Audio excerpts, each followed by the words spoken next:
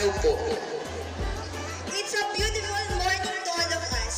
So wait, Errol, ano nga bang dahilan kung bakit nandito tayo ngayon? Happy TALA Day! Culminating activity ng senior high school. Ang TALA ay nangangahulugang Theoretical Accumulation Learning Application. Handa na ba kayong mapanood ang inihandang presentasyon ng mga grade 11 empathy?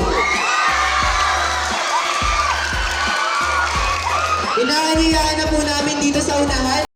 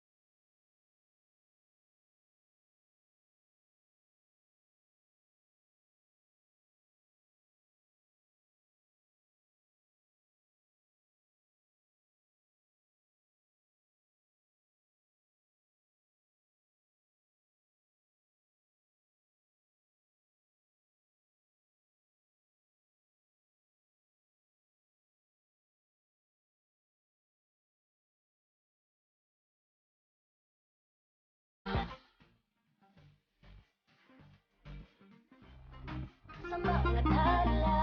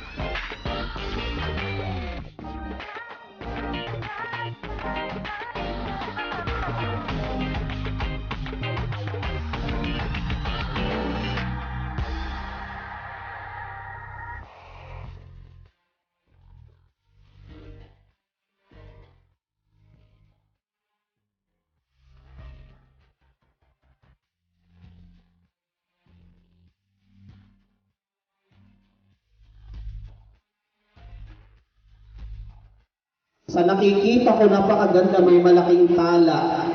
Theoretical Accumulation Learning Application. Ang ganda nakaka-excite.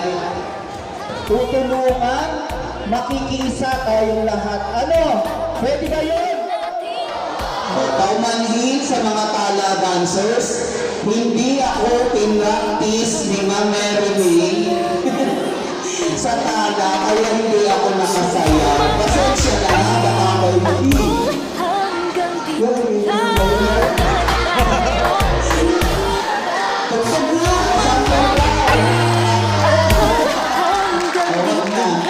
Gusto na ako ulan.